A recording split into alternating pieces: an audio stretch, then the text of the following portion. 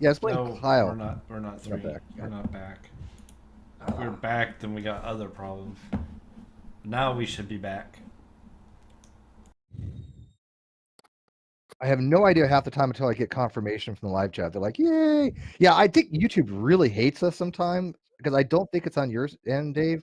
I do think that this is like a conspiracy thing that YouTube is out to get us. Because you know what? I don't know if you guys have listened to some of the things that have been talked about with this whole YouTube thing, where they're going to start demonetizing channels because of comments left.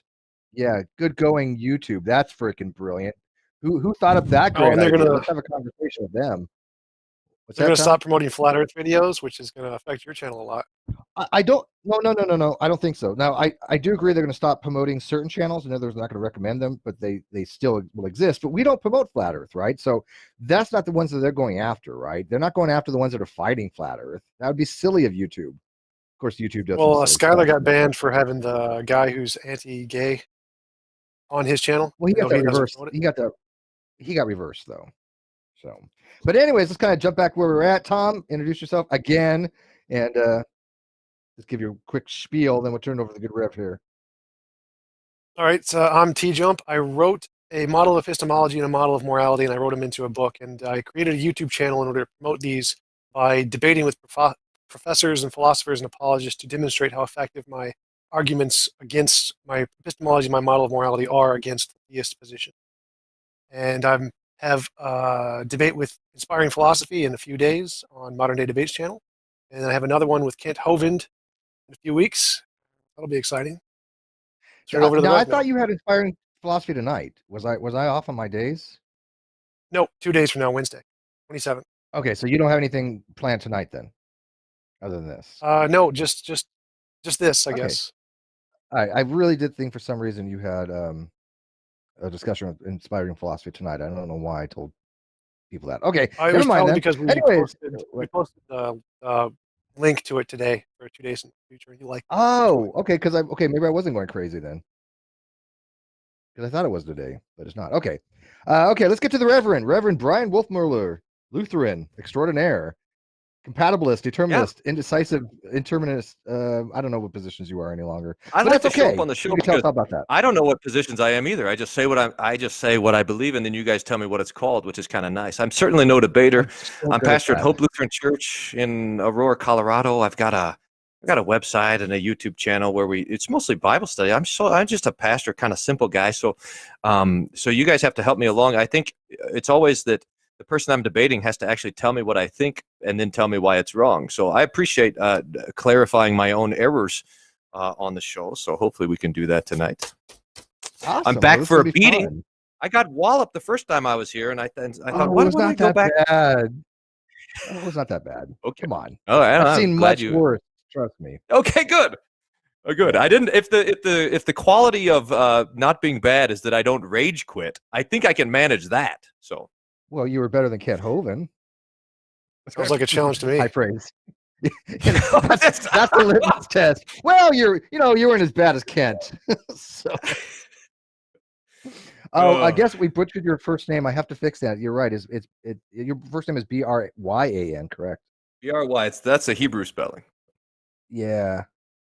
Well, I'm going to blame Kyle for everything anyways, because Kyle's not here, and he's a discount garden gnome, so he can't even talk back. So, okay, so you want to give us your evidence. Where are you going to start with this? You have so much evidence, you said. Well, you mind if I start on this? Yeah, start, Tom. Go for it. All right. All right, so I have a standardized introduction that I normally do on my channel. It goes like this. I'm an atheist, by which I mean I believe there are no reasons to believe in a God. Could you tell me what reasons you believe there are for belief in a God? And then I'd like to tell you my position on those reasons, and I'd just like to hear your thoughts on my position. Oh, okay. Okay, so let me, if I could, I'd like to introduce some terms just for that I think are helpful for me. So I'm coming from a distinctly Lutheran perspective here, and so I just kind of want to make a couple of distinctions. We distinguish between the two types of knowledge of God: the natural knowledge of God and the revealed knowledge of God. The natural knowledge of God being that which is available through what the old theologians called the book of nature, and the revealed knowledge of God is that which is taught in the scriptures. So we'll be talking mostly, I think, tonight about the natural knowledge of God. And under that category, we have another distinction that we make again, namely that which is external and that which is internal, so that the natural knowledge of God comes to us in two ways. One is from the outside, so that would include reason and the observation of nature as well as the observation of history. And then there's the internal testimony, which again the old theologians would talk about as the conscience, or in fact, and then another category here, the innate knowledge of God, that humanity is uniquely designed to know that God exists. So there's some of the categories, and it seems like to me, again, I'm not a philosopher, I'm a theologian, so I'm again out of my realm, but that the external arguments, or let me just step back again. That when we talk about the natural knowledge of God, we're talking about those things which ought to be known. And when we're talking about the revealed knowledge of God, we're talking about those things which ought to be believed. So there's a difference between knowing God and believing in God, and that has to do with the natural knowledge and the revealed knowledge. So just to have that clear, I think when Kyle sent me the email, he wanted to talk about reasons to believe in God. And I think that if we're talking about belief, we're in the realm of revealed knowledge or in the realm of Scripture. And I think from the conversation before that we want to kind of stick to the natural knowledge. I think that there are generally accepted in the Lutheran tradition about 6 or 7 various different arguments for the existence of God, for the being of God. The first would be the ontological argument, something that was syllogism that's something like, we understand that to be God is to be the best. Second, we understand that it is better to exist. And so therefore, by definition, God is that which exists. You have also the arguments from observation that there is motion, and motion is caused by something else. That's the first mover argument. And then the related argument of the first cause. There's the interesting argument for the gradation of being, that we're able to recognize one thing as better than another. And so Thomas Aquinas, picking up on the old Greek philosophers, says that if we're able to recognize the gradation of being, we're able to assume that there is something that is the best, which would by definition be God. We recognize through observation that the operation of things without a will seems to follow an order and serve human life. And the fourth external observation that I think is interesting is simply the argument for the history of the events of the life of Jesus. That's a bit of a skew argument. This would be the evidentialist approach to apologetics that says that the historicity of the resurrection of the man Jesus is as verifiable as a historical fact as any other. And then moving from the external arguments for the existence of God, we have the internal arguments, which would be simply, I mean, they're related arguments, but I'd say we have the argument of the conscience, which tells us that there is a right and a wrong, and therefore that we don't stand above everything else, but that there is an objective standard, an ultimate standard of goodness, of truth, and so forth. It testifies, even our conscience testifies of our own guiltiness for this.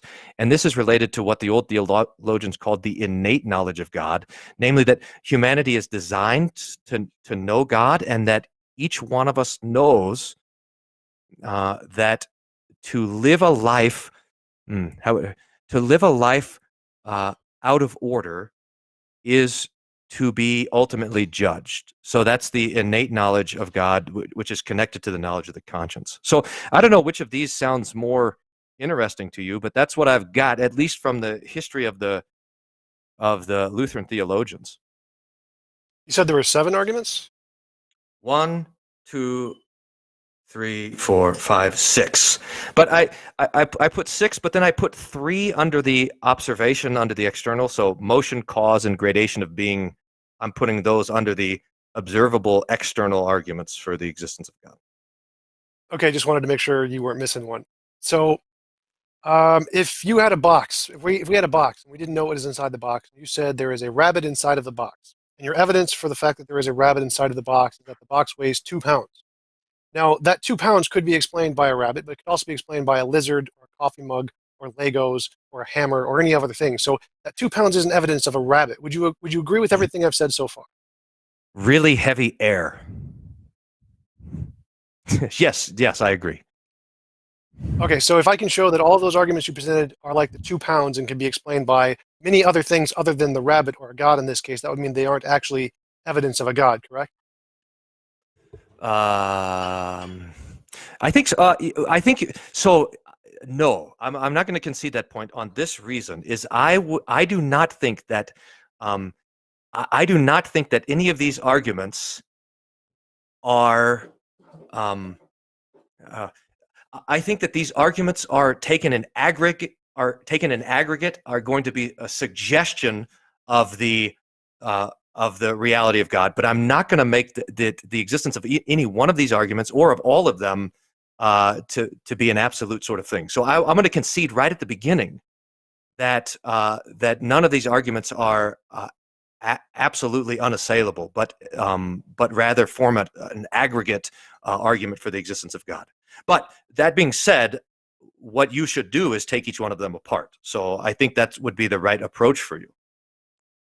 I'm going to go with a different approach. So I'm going to argue Okay. that every single one of them in aggregate, individually and collectively, can indicate mutually exclusive conclusions. So I'm saying all the arguments together are like the 2 pounds that can be explained by the rabbit or the lizard or the hammer or the coffee. So would you agree that Okay, if I can show that all of them together can indicate multiple conclusions, they're not indicative of a god? Yes. Awesome, fantastic. So you started with the ontological argument. The ontological argument goes something like there is a greatest or maximal possible thing. I can grant that, but I can just say it's not a being. I can say there's a greatest possible universe. So that can indicate something. Instead of theism, it could indicate pantheism or naturalistic pantheism, which is essentially just a necessary, eternal, all-powerful nature, no God.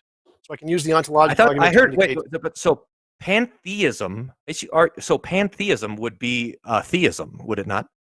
No, it would not. You can go to Stanford Encyclopedia of Philosophy for pantheism. You would search for physicalism, which bracket 1 in bracket space physicalism, or naturalistic pantheism, and it specifically states this is essentially a viewpoint that holds that all that there is the natural forces in the universe, no consciousness, impersonal. And then you can go down to there's another section where it says personhood, and it says Einstein's view was there was a pantheism without personhood, and many pantheists hold to the position that lacking a personal aspect is the defining part of what makes their position their position.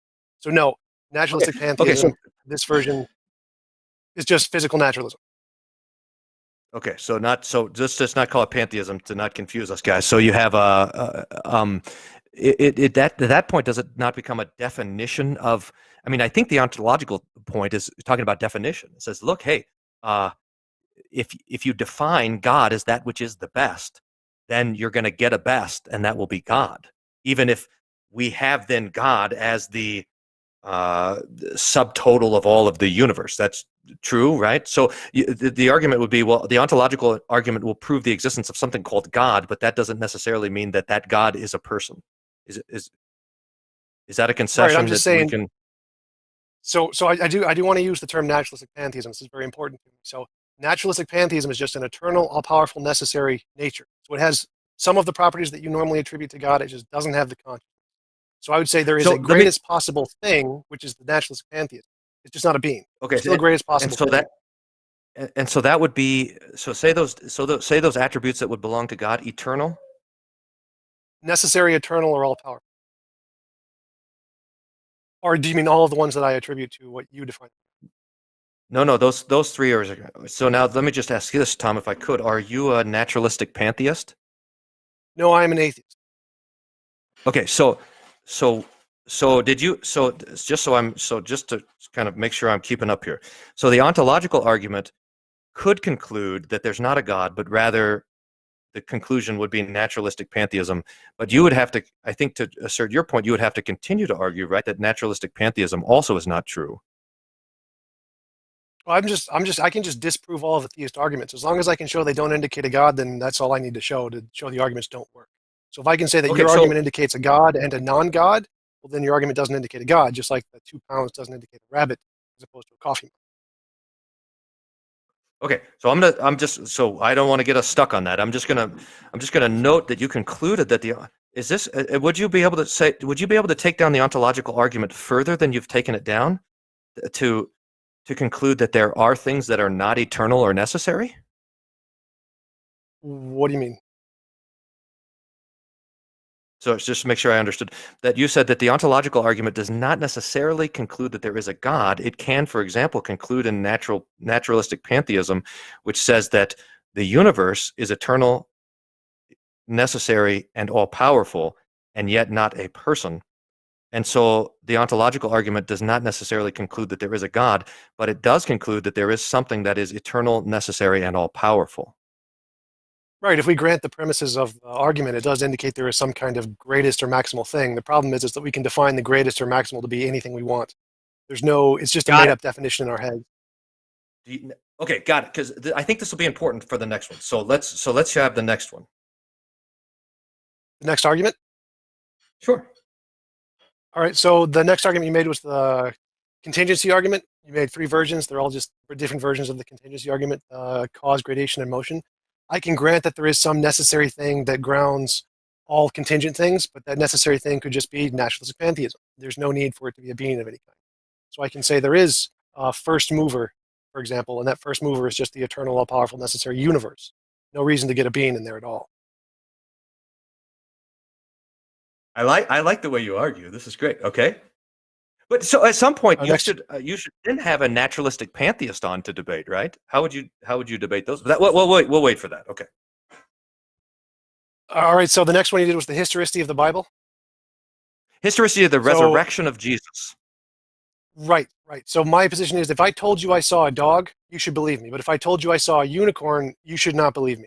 The difference between these two claims is that dogs have an implicit empirical basis, meaning there's lots of things about dogs that we can scientifically verify as existing, just entailed in the word dog, even though I haven't mentioned it in the statement, I saw a dog.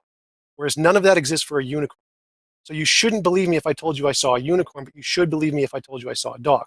The defining principle between this is that it's only reasonable to believe testimony, eyewitness testimony, historical testimony, any kind of personal testimony.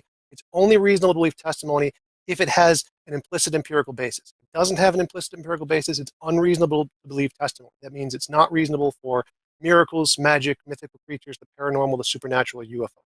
No amount of testimony justifies the existence of those. Wait. So God would be in on that, right? Yes, that would be the supernatural. Yeah. So miracles, magic, the paranormal, supernatural, UFOs, mythical creatures. So none of those would be reasonable to believe based on testimony. They need to have an empirical basis. And so that would mean that all of the historicity, I can grant Jesus existed, but all of the miracles are out. None of the testimony justifies belief in the miracles actually occurred, like the resurrection. Yeah. It's not that impressive if he didn't do any miracles. Exactly. It's just, that's naturalistic. So we can just say naturalistic pantheism, it just explains it. It's just a normal guy or something. Everyone's a naturalistic pantheist. Is that how we're all going to end up here? We can have a church and all come together. Now, just to make the point here is that the eyewitnesses of the resurrection of Jesus, and there's a lot going on here. I mean, this is a big conversation. But the eyewitnesses of the resurrection of Jesus knew that this was not a what was it? Implicit empirical. How did it say? What was the language? Implicit empirical basis. They knew that this does not have implicit empirical basis. In other words, they knew they knew that people don't rise from the dead, and that's why it was a big deal. I mean, this is the miracles too. So the miracles in the scriptures are presented to us as miracles because the people who saw them knew that these things don't happen naturally. So just to make sure that we get the point is that the Bible doesn't come and tell us like about the virgin birth of Jesus and be like this happens all the time, or it doesn't come and say, hey, Jesus is resurrected from the dead because people are always resurrected from the dead, or the world was created by God because God just always creates worlds. In other words, the scriptures and Christian theology knows that these things are supernatural events that are not normal or expected in any sort of way. But I think that there's a circular, and I don't know which one of us is going to be trapped in the circle to say that you should only believe something if it's believable, or you should only believe something if you should only believe something if you can see it.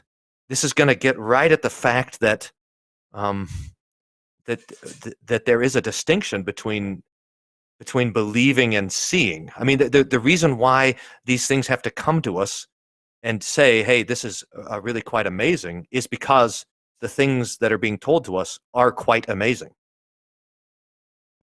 Right, I would agree. But the way I would phrase it is that conceptual claims require conceptual evidence, empirical claims require empirical evidence. So, like if I said a triangle has three sides, you don't need empirical evidence to believe that. You can just believe it because it's true by definition. So you can believe the conceptual claim that a triangle has three sides by the definition that it has three sides. But if I claim there is something existing in the world, like a dog or a unicorn, that's an empirical claim.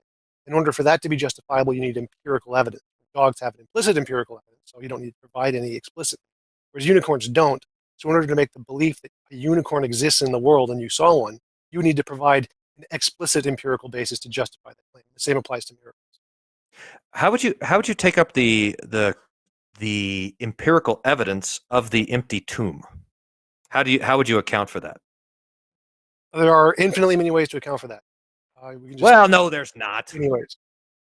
Yeah, I could say the entire world was a created lot. 5 seconds ago, 6 seconds ago, 7 seconds ago, 8 seconds ago, 9 seconds ago, and there's all just a part of our mind. Or I could say it was created by leprechauns, and the leprechauns emptied the tomb, or Yes, just you don't think imagination. either one of these. I'm actually asking what you think about it. I'm not Right. saying what Well, so- possible. How could you? But what do you think about it? So again, the reason that you need empirical evidence is because you need some way to differentiate between all these different there's infinitely many imaginary ways to explain anything. Okay. So you need the All right. empirical evidence to filter out the imaginary explanations and show your explanation is actually justifiable. Okay, so We I have an have an implicit ancient. empirical basis for things like delusions and misconceptions and fabrications. All of those have an implicit empirical basis because we know they happen all the time. People rising from the dead don't happen all the time. We have no empirical basis for that. So there's no reason to believe that isn't just an imaginary thing. If it happened all the time, I wouldn't believe in it either. Now, this is so we have the claim of the eyewitnesses that there was an empty tomb. Your accounting for that is delusion. There's, again, infinitely many ways to account for it. I know, claim is that you Tom, but I'm overboard it. asking. I'm So again, just asking you how have you, to how you account. I don't need to account for anything. You need to show that your explanation is better than the infinitely many other imaginary explanations. I'm just saying there are infinitely many other imaginary explanations. It doesn't have to be better, just truer. But you would have to justify it in some way to show it is better. Because you can't just assume it's true, because we can assume any of them are true. We can assume the leprechauns did it are true. Okay, so I think it might be good to come back to this actually, but there's three more I think on the table that you wanted to take down. Well, there is just the morality was the last one I think you presented. And for example, we can have an objective system of morality. No, the operations of things without a will. So this might be also connected to the observational things with motion and cause, but we have the operations of things that do not have will that seem to be arranged in such a way to support the flourishing of human life. For example, the Fine-tuning universe. argument? Yeah, the fine-tuning can all be explained by natural forces. I don't think it's the same as the fine-tuning argument. I think it's probably pretty close. I mean, would the fine-tuning argument be that the universe is calibrated in such a way that we're alive? Yep. That's the fine-tuning? I think this is slightly different. I think it would be something like that we see actually in the actions of things, like the rotation of the Earth, or sorry, the moving of the sun around the flat Earth. Is that what I was supposed to say to get us banned? Or even the motion of the stars, the activity of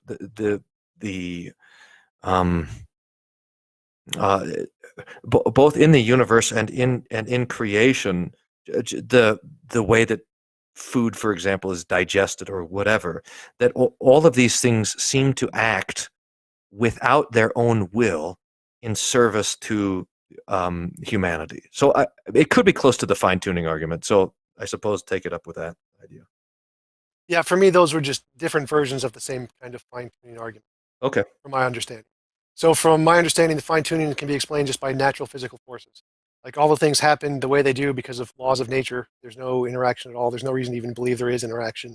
They can all be explained equally by just undiscovered laws that force it to happen this way, as opposed to just a mind doing it. So both can explain. I thank you for that, by the way. I think it's amazing how. I think it's amazing how two people can see the same thing so differently. I mean, I know Let me it's phrase true. it to you this way. Anything that the supernatural can do, unknown natural things can also do. Anything that, except for die for your sins. Okay, third, the right and wrong argument, which is this is your wheelhouse, the conscience argument. Right, so we can have an objective system of morality independent of theism, grounded in naturalistic pantheism as just an undiscovered law of nature. So we can still have objective morality without a God. Wait, that's so say that slower. I got to write this down. I love it. So we can have an objective morality without a God. Instead of being grounded in the nature of theism, it can be grounded in the nature of naturalistic pantheism as an undiscovered law of nature, kind of like gravity. Yeah. Naturalistic pantheism as an undiscovered law. I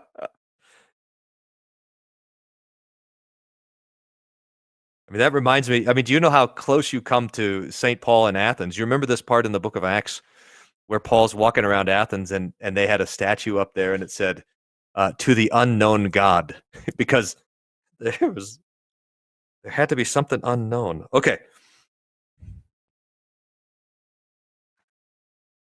All right. So in conclusion, all of the arguments you presented can equally be explained by naturalistic pantheism as they can for theism. So all your arguments are kind of like the 2 pounds of the box. The fact the box weighs 2 pounds isn't indicative of a rabbit. It can also be explained by a coffee mug.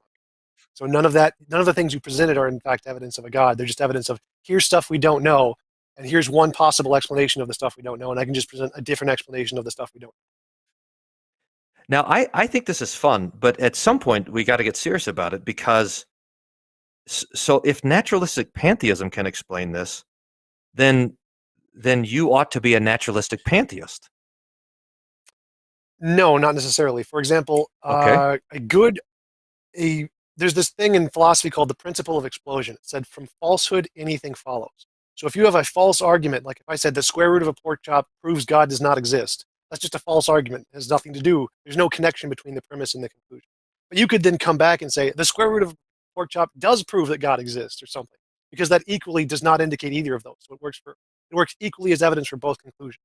So from a falsehood, anything follows. So I can, if your arguments are false, I can use them to indicate pantheism because they're false. So I'm not actually granting your arguments. I'm just showing that your arguments can indicate multiple conclusions, therefore they don't indicate God. Now it could be that some of them are underdetermined, which is philosophical. They work, but they just don't indicate a God. Or it could be that they're false, in which case they indicate multiple conclusions and don't indicate God. Yeah, okay. So look, so if I'm saying, Tom, and again, this is very, very helpful for me. If I say, here's the argument, and you say, well, that argument, the conclusion of that argument could be that there's a God, or it could be that there's an external, necessary, all-powerful, natural nature not theist. So that also could be the conclusion. So the argument is not valid in arguing that there's God because there is another option there, and yet you are telling me that you're not a natural pantheist, that you're an atheist. What at some point this simply becomes an exercise in rhetoric. I mean, I'm actually genuinely interested. I mean, so it might be fine. I guess what I'm saying is it might be fine for a debate to say, well, my conclusions also teach a natural pantheism, but that does not convince you. In other words, I've made an argument for God or natural pantheism, and yet that has not convinced you to be that. So what I'm interested then in is how do you get from say the ontological argument to atheism? Right, so there's more than 2 options here. I'm just presenting naturalistic pantheism as one of the alternatives. There could also be deism with the God, an impersonal God, or polytheism with many gods, or transtheism where there's something above a God, or omnism where just many different religions are true, or henotheism where you adopt one religion as opposed to a bunch of different options, or panpsychism, where consciousness is fundamental, or we're all in the matrix, or some kind of delusional theory. There's infinitely many ways to explain this. I'm just picking one that's opposed to a God. So the reason, okay, that's the point here is that's fine. Look, that's fine, but none of those options were atheism, were they? well, here's the thing. If here's something we don't know what is in the box. It could be a rabbit, it could be a coffee mug, it could be a hammer. The reasonable conclusion is to say we don't know what's in the box. So stop saying you think you know what's in the box. That's the reasonable conclusion. So if you say you know that there's a rabbit in the box, the way I can prove you wrong is just show all of your evidence works for all of these different other conclusions, or any one of them. But what you would want to then say is, because there's not a rabbit in the box, there's nothing in the box, which does not follow. No. As I said in my introduction, I define atheism as the positive position. There is no reason to believe in a God. That's how I define atheism. Ah, interesting. Okay, so I'm sorry that I missed that, because I would have thought that atheism means that you don't believe that there is a God. But what you're saying is you don't believe that there's a reason for God. Wouldn't that be like a reason theism? Nope, I'm going to go with my definition. I'm just going to stick to it. So just please adopt that for the purpose of the argument. That's my position. Well, that is okay.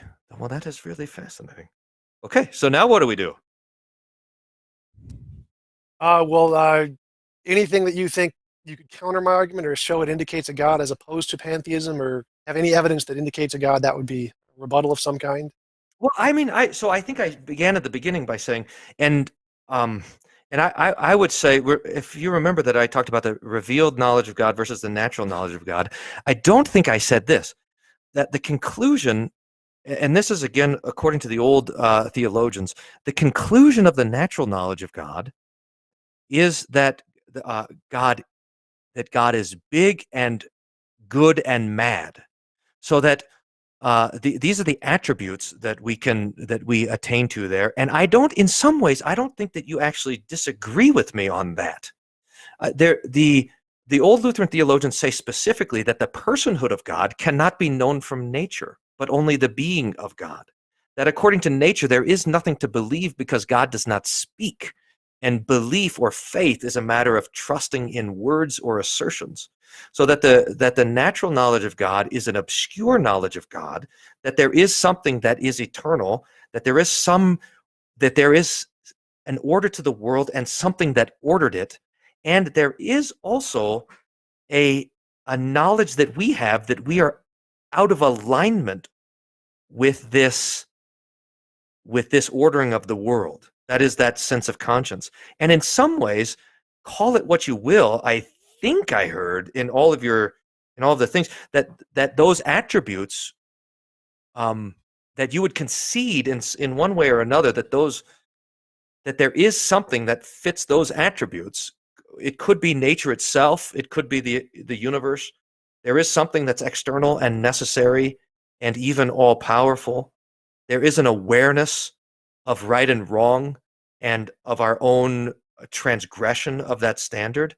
It's just you're saying, I think all those things exist. I just don't want to call it God. Am I hearing you right? I would grant that there has to be something that's necessary. It could be eternal. It could be all powerful. It could be a multiverse or infinite regressive universes or a cyclic universe. It could be many different things. But I grant that there has to be a necessary thing. It's debatable. Morality is debatable. We can say it doesn't exist. We can say it does exist objectively. But I'm just granting that for the sake of the argument. So I do grant that there has to be a necessary thing. And if you're willing to grant that all of these natural arguments don't indicate a personhood, then that would mean that none of them indicate a God, right? Because they could work for just like the box, the rabbit in the box. Oh, yeah. Okay. Would you grant that? So if it doesn't indicate a personhood, none of those arguments. I think so. I will grant that none of the arguments would conclude in the personhood of God. Right? Yeah. I don't think I need to grant that. I would have assumed it. So let me rephrase that. So none of those indicate theism. It can also be explained by pantheism or any of those other alternatives I listed. Correct? Well, I suppose we're just talking about definitions now. All those arguments can conclude that there is an eternal, necessary, all-powerful, right, a force that in fact is explained by what's good and what's right. And if you want to call that, I can't agree with the morality part. I'm not going to grant the morality Well, part. so let's I go can- to the morality part, because you wrote the book on the ethics thing, right? Or the something on the Right. ethics. I actually I want to hear what you think about that, because I think the morality argument, the argument of conscience, which St. Paul says, for example, in Romans chapter 2, that the heathen has a conscience that either accuses or excuses, that all of us have a sense of right and wrong, and that is testimony of a judge, or of a judgment at least. So I think that would be a strong argument in my thing. So I'm not sure how I conceded it, but I do want to hear what your alternative is. How we get to an understanding of right and wrong apart from God. So I can grant that exists objectively, and it's just an undiscovered law of nature, kind of like gravity, and it interacts with the Oh, brain, that's kind right. of like gravity interacts with the bodies. Now, my personal viewpoint is that is not the case. That is not something I believe. That is just a counter argument that we can explain morality independently of a God. I am interested in what you believe. Well, I just want to go back. So all the arguments you listed, none of those indicate theism. They can indicate just the eternal, all-powerful nature, correct? All of the natural arguments. Would you grant that? Well, I would say that if something is necessary, we're gonna get into a logomachy about nature and God here, because I think I would want to say that if something is, for example, eternal, it has an attribute that does not belong to those things that are natural. So I don't want to, but so if you could just take out nature, I'll go with you for the sake of the conversation, that there is something Well, that's eternal, necessary, and all powerful. Why can't there be an undiscovered natural thing that's eternal? And it's because it. Okay, let me think about this question here. Why can't there be an undiscovered natural thing that is eternal? Because that defies implicit empirical evidence. I mean, everything that we know of nature is degrading. It's so it seems like that's a one of the attributes of things that are natural. So let me comment on that. First thing, energy can never be created or destroyed. So that is incorrect. The usable energy is degrading. Energy is not degrading. Energy is eternal by the laws of physics. Secondly, the second law of thermodynamics and entropy only applies to closed systems. We don't know the universe is a closed system, so that doesn't apply to all of physics. It only applies to certain conditions of the known physics. And there are many theories of things that are eternal in physics, like the multiverse, the cyclic universe. Nima Arkani Hamad says that there can be a space and time itself can emerge from a more fundamental natural thing we just haven't discovered yet. There are multiple dimensions of physics theories like Itzhak Barr's two-time physics, Stephen Hawking, imaginary time, which is an extra dimension of time. There's all kinds of things in physics that can be eternal, independent of the second law of thermodynamics. So we only know that energy, the usable energy, decreases. We don't believe that energy can be destroyed ever. We think it cannot be. So that would not be an accurate description of the natural things we know. I know all about that. Tons about it. Imaginary time, by the way, is what I feel like when I'm on this show. Now, how does the undiscovered... So when are we able to admit the undiscovered things into the argument? In other words, when we're talking about the history of the resurrection, could it be that God being in our flesh, dying on the cross for us, and then being resurrected is simply an undiscovered law? Yes. Okay. That's Sure, nice. why not? Okay, so now, but to your point, I mean, I know you want me to concede all these things. I think I've conceded them all because I want to hear what you think about the ethics thing. I want to hear. I mean, fine, it could be that the absolute morality is an undiscovered thing, but that's not what you think. So, what do you actually think about that? All right, so I just want to clarify this. So you grant that none of those arguments indicate theism as in a personal God. They could indicate natural supremacy. Yes, correct? yes. All right. The theism as a personal God. Yes. All right, so my personal view on morality is that morality is an emergent property. For example, the sun exists. The sun objectively exists. The sun is not a definitive part of the universe. It's an emergent property of hydrogen, just a big clump of hydrogen that's massed together due to gravity. But it still objectively exists, even though it's an emergent property. minds, I believe, are also emergent properties, kind of like the sun. They're just big clumps of matter that interact in a certain way. And morality is an emergent property of those minds. So it can still be objective and emergent without it being some fundamental part of the nature of reality. But there's lots of different minds. Yes. But there can still be one like pinnacle of the best of all possible worlds. That is the core of my morality, is the definition of the best of all possible worlds, which is kind of like a Platonic abstract. We can define the perfect triangle. Even though we can never draw a perfect triangle, we can still define what the perfect triangle is, and we can use that abstract Well, hey, speak idea. for yourself. Now, okay, so for example, the abstract idea to get as close as possible as we can in this world. And so we're using the abstract idea of the best of all possible worlds to move closer to that extreme. Oh, so that would include then, if I'm just tracking with you, that would include that each one of our moralities would be insufficient compared to the capital M morality. Because if it's the sum of all the greatest, then each part would be in one way insufficient. Would that be the case? So that my own morality or sense of it or whatever would stand in contradiction to the thing which is objective or absolute morality? Correct. My definition of the absolute morality is any involuntary imposition of will is immoral. Wait, say that again. That sounds like Kant. How is it different? Kant's categorical imperative is not quite the same, but it's technical. So my view is that any involuntary imposition of will is immoral, and this is due to the fact that it moves us farther away from the best of all possible worlds. And if we give people the most freedom they can, that moves us closer to the best of all possible worlds. Well, what if someone uses their freedom to do something stupid? That's immoral. Or if they do it if they hurt somebody, that's immoral. You're free to be stupid as much as you want. Because that moves us away from the best of all possible worlds. Well, how do you know what's the best of all possible worlds? The definition by my standard, I use the same evidence that theists use. So I would say that due to our moral intuitions and moral progress, we can use these and put them out on a plot line and then draw the line out and say, well, that's the best of all possible worlds at the end of the plot line. But who do you use for the points? Like, you would exclude probably racists and Nazis, right? You don't let them be part of the plot. They are definitely part of the plot. Everyone's a part of the plot. So I use moral intuition and moral progress. All cases, everywhere in the world. Wow.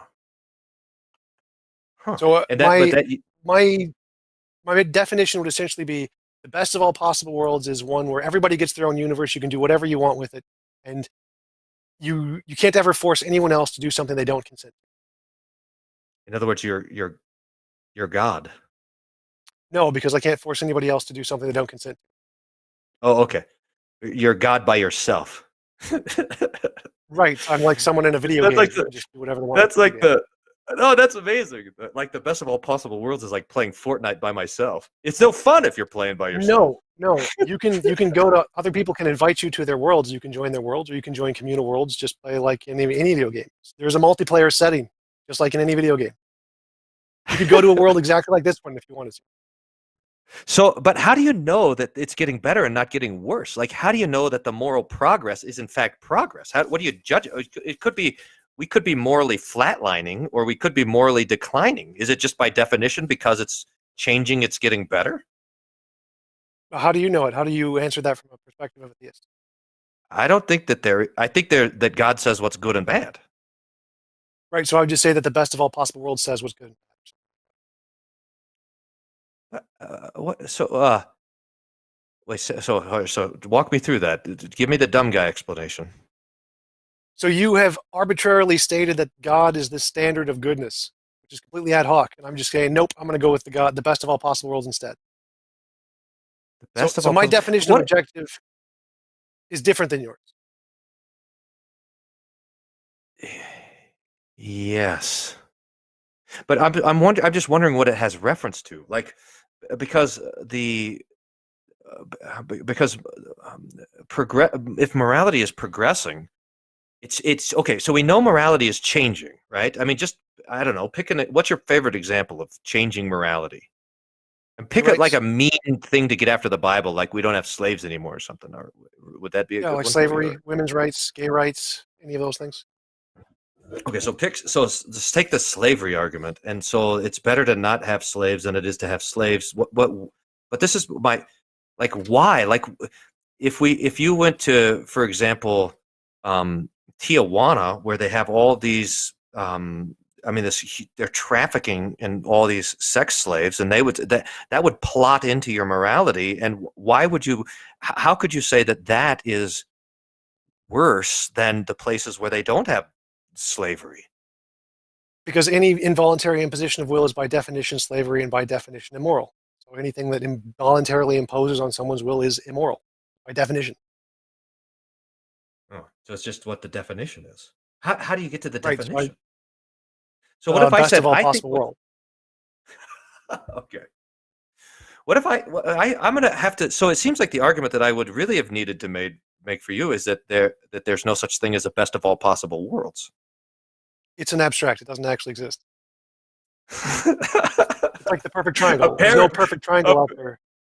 Apparently it doesn't exist. I mean, this is so. I mean, how in the end do you say here's how I get my objective morality is I compare progressive morality to the best of all possible worlds. But by the way, the best of all possible worlds doesn't actually exist. It's an abstract. Like the perfect triangle doesn't exist. We cannot draw a perfect triangle. It's not possible because if we zoom in with an electron microscope, the electrons are going in a big bubble shape. You can't get a perfectly straight line. But we can use the abstract idea of a perfect triangle, which doesn't exist, to draw something as close as possible given our pragmatic limitations.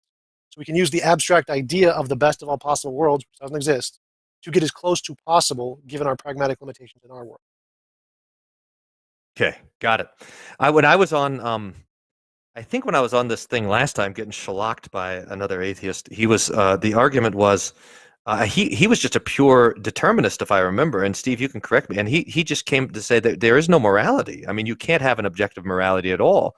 And I thought that, and he was arguing that way. And I thought his argument was conclusive. I mean, I agreed with his argument. If you started with the idea that there is no God, that there is no prime mover, even and that everything is natural, that all we know is the closed system of the universe. You cannot get to morality. How would you have argued against that? I would just say that's an argument from ignorance. The fact that you can't imagine it doesn't mean it can't exist. It just means we don't know it yet. So it could always be out there. We just haven't discovered it yet. You can never say it can't be the case. You can only say that we don't know how it could be the case. Okay, got it. Very good. Well, hey, I appreciate Tom. I mean, I appreciate you putting that out there for me.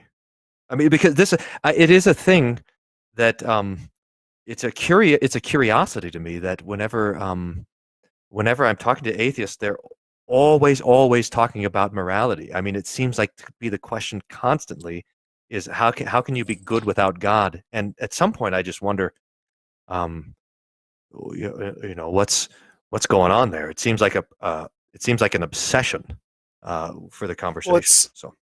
Well, it's actually the majority of philosophers believe are moral realists. Even though the majority of philosophers are in fact atheists, they are also moral realists. So most people believe in moral realism, even though they don't believe in a God. It's just a very strange belief that theists have that you can only have an objective morality with a God that isn't really shared in the field of philosophy. Well, it is. I mean, you admitted that it's a different view of objective. Right. The top-down Kim from some magic guy in the sky objective isn't really meaningful in philosophy for the most part. Good thing I'm not a philosopher. I wouldn't have much to say. Did we? I don't know how we're doing on time here. We're about the hour mark. Well, so what does that mean? We had a late start. We had a false start. Well, it's up to you guys how long you want to go. I know John doesn't have any plans tonight. I don't want to keep you too long. Usually we go to about 90 minutes minimum. I'm sure that people want to ask some questions. We have a lot of people going nuts in the live chat. I have my own questions to ask. We have the super chats to go with. So I don't want to keep you guys. This is great. They're loving this discussion. This is fantastic. You brought up you said there was the internal evidence of God about some like innate knowledge that he gives us about himself. I appreciate how you say himself. Yes, right. Would you like to? We haven't gone through that yet. Would you like to present that stuff? Yeah, it is that that humanity. I don't. So I'll admit that I don't. That I think this is my favorite argument, but it's the one that I understand the least. But it is that humanity shows evidence of being designed not only to know God but also to worship God. And so Cicero said, the old pagan Cicero, he said that there's never been a culture so foolish as to not have a form of worship. So that the almost universal fact of the religious nature, both of man and of culture, I think factors in there somewhere as a hint that there is the fact that we do worship stands as evidence that there is something that ought to be worshipped. Is the fact that we see optical illusions evidence that the optical illusions actually exist in the world? The fact that we see optical illusions evidence that there are optical illusions? Yeah. What are you talking about? I mean, like, if we see an optical illusion, is that evidence that the optical illusion is actually moving, or is it just a figment of our imagination? Oh, I see. Oh, yeah. Your eyes lie to you all the time. Yes. So why would the case that we believe in a God be any different than just one of the infinitely many optical illusions there are? No, I'm not saying that. So the argument would not be that people see God, but rather that the majority of humanity from all history, by every account, demonstrates that humanity worships God. So which points to an evidence that we are designed or created or somehow have the instinct to worship. People are worshiping people. There's very few, as frustrating as it must be, there's just very few atheists. And I always think that there should be more. There's like hardly any of you guys around. I mean, maybe they're all hanging around here, but it's got to be, Christians talk about how the church is shrinking and there's no Christians, but I mean, it's got to be very frustrating to be an atheist because you're looking around and everybody believes in something. Even people who say they're atheists are talking about how you. Okay. It didn't help that we were persecuted and killed a lot. But so your argument is that most people believe in a God, therefore this is indicative that there is something there that we should be looking for. And I'm saying that is an argumentum ad populum, a bandwagon fallacy. The fact that lots of people do this does not indicate that it is indicative of some existing thing. I can show every living human being who has eyesight a picture of an optical illusion. They will all see it moving. That isn't evidence that there is actually something there that is in fact moving. I can show every human being a physical object and they'll think it's a solid object, but in fact 90% of it is empty space between the electrons and the nucleus. If you hold a metal object and a plastic object, every human being who has sense experience will feel that the metal object is colder when in fact they're both room temperature. Our intuitions are not indicative of something existing in the world. They're just stuff in our heads. So you would have to show that this feeling, this intuition we have is in fact indicative of something in the world and not just one of those things in our heads. Do you have a reason to believe that isn't one of those just things in our heads that we know that there are lots and lots of examples of? How does that, would that argument not apply directly to your discussion of moral progress or moral intuition? I mean, could it not be true that all of us have a sense of right and wrong, and yet we are simply deluded about that? Correct, we could. So then how can you assert an objective morality based on our moral intuition? It's an abstract. It's like saying there's an abstract triangle out there. It's not something that exists physically in the world. So I'm not arguing the same kind of. You're kind of objective. I'm arguing now not against your objective. I'm arguing now not against your objective morality. I misspoke. I'm arguing about your understanding of moral progress. How can we say anything trustworthy or true about a moral progress that would be measured against the moral objectivity if the common experience of all of humanity could just as easily be delusion? I'm saying that if it's an emergent property of the mind, that makes it objective. So the fact that we all have illusions and delusions is objective. It's an objective fact. What if I just called worship? What if I just called worship an emergent property of the conscience? That'd be totally fine. I'm totally agree with that. But it's only a problem if you say that there is something that exists in the world that we are in fact worshiping. as opposed to just being something in our heads. Okay. So going back to my question was, do you have any reason to believe that the intuition and the fact that most people believe in a God is in fact indicative of an existing God rather than just something in our head? Do you have any reason to believe that, or evidence to support I mean, that? I suppose only seeing like the existence of a plug in the wall would indicate electricity. So it's a reciprocity that seems odd if there is no explanation for it. But Don't I'll quite concede. follow.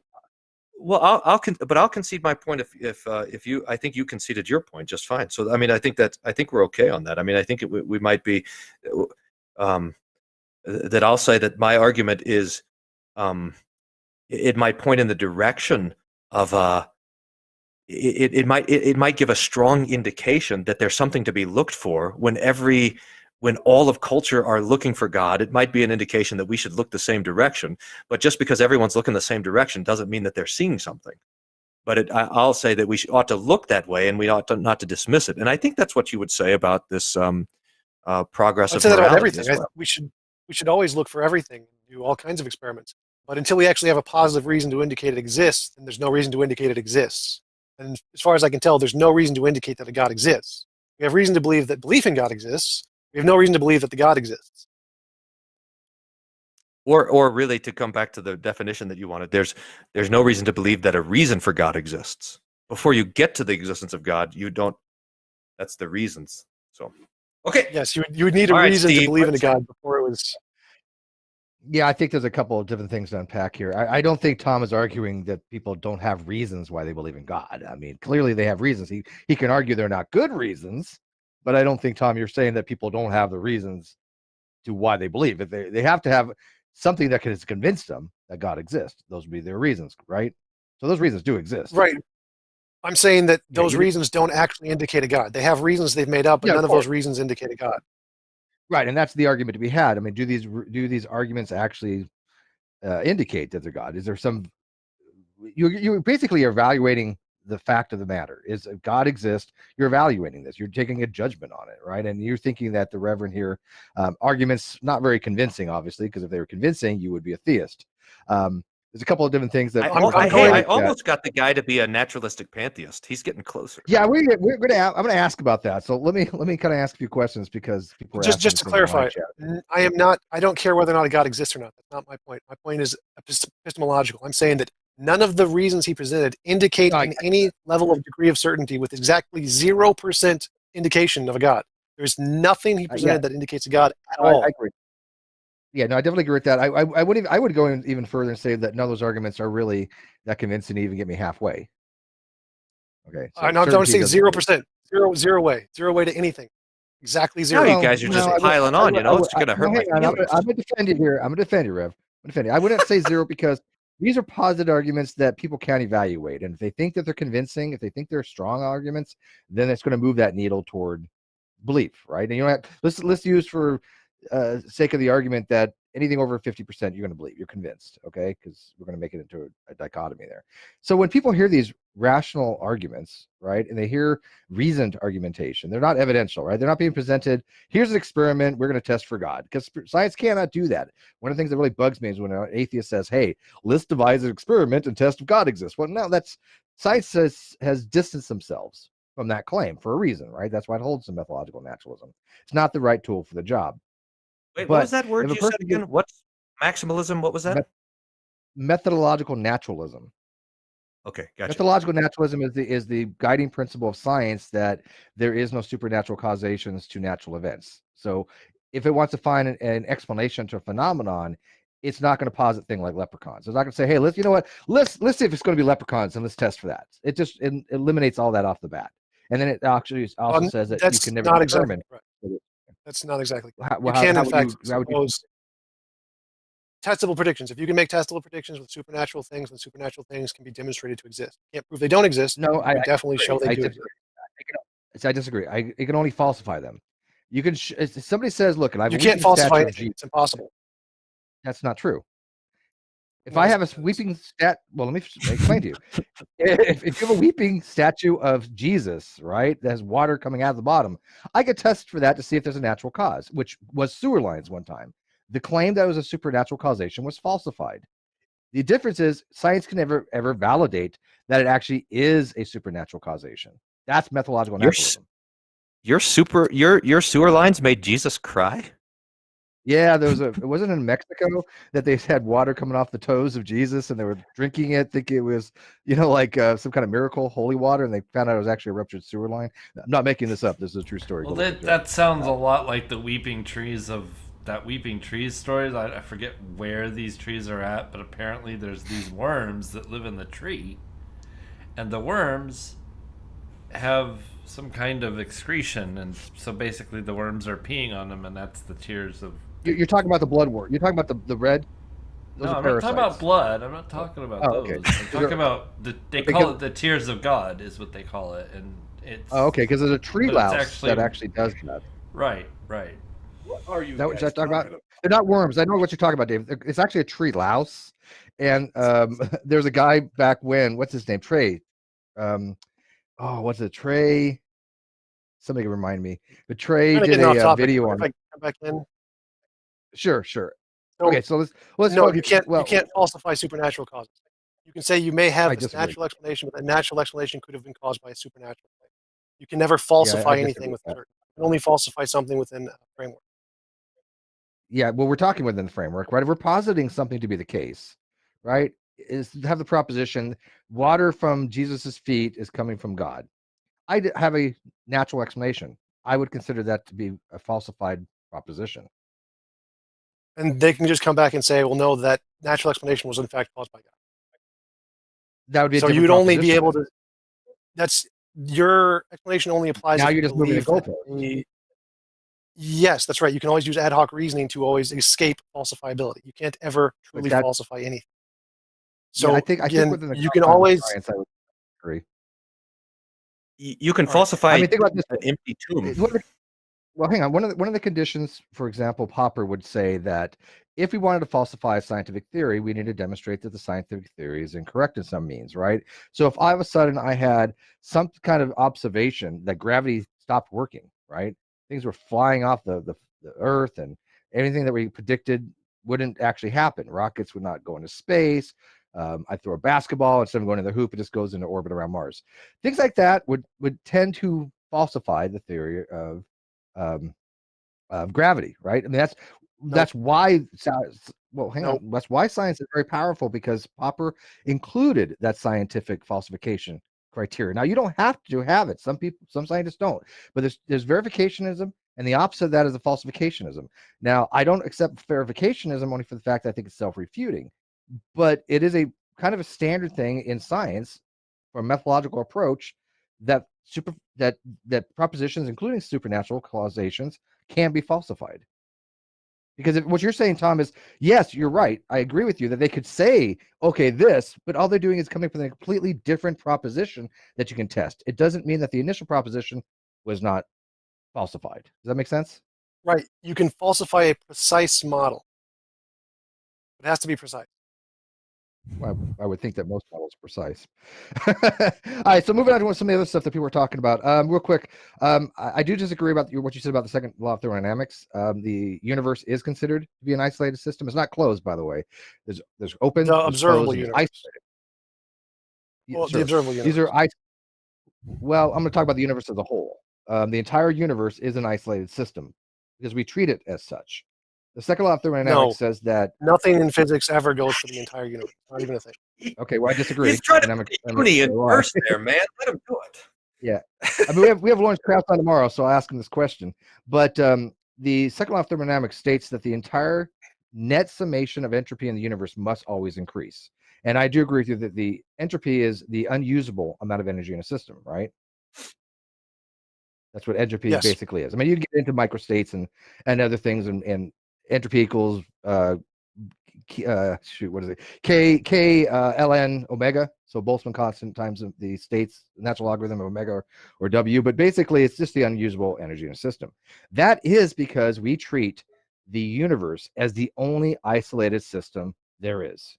That's why it works in the way that it does, because we're comparing it to what we know to be what we believe to be an isolated system, whether it is or not. We treat it as an isolated system. That what that means is there's no energy, mass, or information that goes across the boundaries of the system. So in an open system, there's a free exchange. In a closed Nothing system, in physics ever refers to the universe as everything. It doesn't happen. All science is tentative and provisional. It never refers to everything. That's why there's things like the multiverse, where there's many universes. It's not the universe. Okay, well, yes, universe, it is provisional, but I'm telling you, I'm pretty well certain on this. The universe is treated as an isolated system with respect to the known dynamics. Universe only. The known universe is everything that is and it exists. Yeah. No, nothing in science can ever say that. Science is tentative and provisional, never absolute. Nothing in science can say the way I think of reality as one thing. Reality includes all possible worlds as well. This is when we say the word reality in philosophy, that is everything. That is everything that could possibly exist as well. Now, when you guys were talking about possible worlds, this would be when Leibniz would argue the actualized version of the best of all possible worlds. This is what God created. Now, there are other possible worlds, right? Anything that is logically possible must exist in at least one possible world. A modal realist would actually say those are real worlds, but a modal anti-realist would say that they're not, correct? Yes. Okay, so this particular world, the question should have been, I think, and Tom, maybe you can address this because it's in your alley. If this is the universe or world that God created, that he actualized, and of all possible worlds he could have, what was the reason why this was the particular actualization? What reason did God have? Because that's the question that really needs to be asked. Because if you can't answer it, it doesn't explain anything. You can always make up an explanation for it. It's not hard. He had reasons. No, granted, God works in mysterious ways. Yeah, that's ad hoc, but I agree with that. But I'm posing it to the Rev because when you want to be able to explain something, I'm sorry, I thought you were asking Tom. No, it's posing it to you because you're making an abductive argument. You're saying the most likely explanation for what we're observing is a God. Now, I will grant that a metaphysical possibility is possible. Granted, that's just, I mean, you can say that, sure, and you can call it God. Although there are other possibilities. It could be a contingent being that exists, or it could just be an infinite regress. Who knows? But to answer the question of why it is better to have an abductive argument that is a God of that you're positing, you have to be able to kind of explain why he created this actualized world over all others. Yes. I would suggest that knowledge does not come from nature, but from revelation. And the answer is, Steve, it's because, and Tom, you too, and I suppose for our listeners, it's because Jesus wanted to die for your sins. I mean, but you can't get there through nature. You just like I'm you can't get to that actually. Yeah, I'm glad you said that. The reason why I said I thought so. I was looking at some of the live chat and I was agreeing. You were arguing from the Book of Nature, and we were kind of wondering where you're getting some of your positions from, as far as what you're positing. And I was saying that I think the only way you could get them was from what you would be considered revelation. You cannot get them a posteriori. So that's not from the Book of Nature. That'd be from the Book of Revelations or the Bible for all practical Scripture. Purposes. You're Scripture. Okay, so that would be revelation. So you have to then go, well, what is about the revelation that I'm trusting to be the case, that God had a reason why he created this world, but I don't have any access to that. I'm epistemologically blocked from ever knowing, I think, what if God exists, why he created this world. And that doesn't explain anything then. If you're going to make an abductive argument, this is the best explanation, you need to give an explanation, not just a bare possibility of what could be. You can give, I mean, I think Tom would say you can give plenty of explanations. I mean, there's just be lots of ways to explain it. I would explain it. So I would say that, number one, the expectation that the purpose of creation would be, or the purpose of existence would be discernible through nature I'm not sure that is an assumption that you would grant to argue from. But I would go on to say that my own understanding would be that the fall of humanity affected not only our moral capacity, but also our rational capacity, so that every epistemology is gonna eventually end up banging its head against the wall, because we actually lack the capacity for pure reason. So that the reason we can't get to the reason for creation, even if it was gettable to through nature, I don't think I would believe that you of necessity could get there, and I would in fact say that you couldn't. But again, that's arguing from revelation, not from nature. That's not a philosophical argument. I get you, but I think that again, that's something that is an entirely different argument to begin with. If you're going to argue from revelation, yeah, okay. So, Tom, going back to another thing people were talking about, the whole naturalistic pantheism. Now, I don't see a distinguishment between naturalistic pantheism and naturalism. To me, it's Spinoza's God of the philosophers. It's just I call it a sex up version of atheism. I don't see a difference. Do you have a distinction when you say, okay, I have a naturalistic view, then I have a naturalistic pantheistic view? What is the deciding difference between them where you can make them into distinct different categories? One's methodological, one's metaphysical. Naturalistic pantheism is a positive claim that the new universe or the nature is all there is, whereas I'm a methodological atheist. I just say there's no evidence for a God. I don't say that the world, this is all there is. There always could be a God. I can't refute that. I can't prove it wrong. So my atheism is simply that we don't know anything about the fundamental nature of reality. And so I can't say it's a pantheism just like the theist can't say it's theism. Neither of those are supported. I'm still not seeing the distinction, though, because I'm not even going into the realm of atheism. I'm going to talk about naturalism, right? I mean, so naturalism is the approach that all that exists is natural, right? There is no that's metaphysical naturalism. I would be a methodological naturalist. Okay. So you're right. I mean, this is metaphysical or ontological naturalism, but methodological naturalism is a method. It is part of the scientific method. It's a constraint that the scientific method has. Right? If you don't have to be an atheist, if you're a methodological naturalist, you can be a theist. You cannot be a metaphysical naturalist and be a theist, correct? Yes. Okay. So unless you believe that God is physical, which is possible. I think, Tom, you would say that you're a methodological atheist. I mean, that's the point. You're not a metaphysical atheist. You're a methodological atheist. Yep. I think I said that while you were standing up. Yeah, no, he did say that. But I'm still not understanding the distinction between just naturalism and naturalistic pantheism. I don't see any defining difference, even the way you're stating it, because atheism is not methodological. I mean, it's not an approach that science takes. Science doesn't start and going, I'm going to assume atheism is the case, and then go from there. It doesn't even address anything with atheism.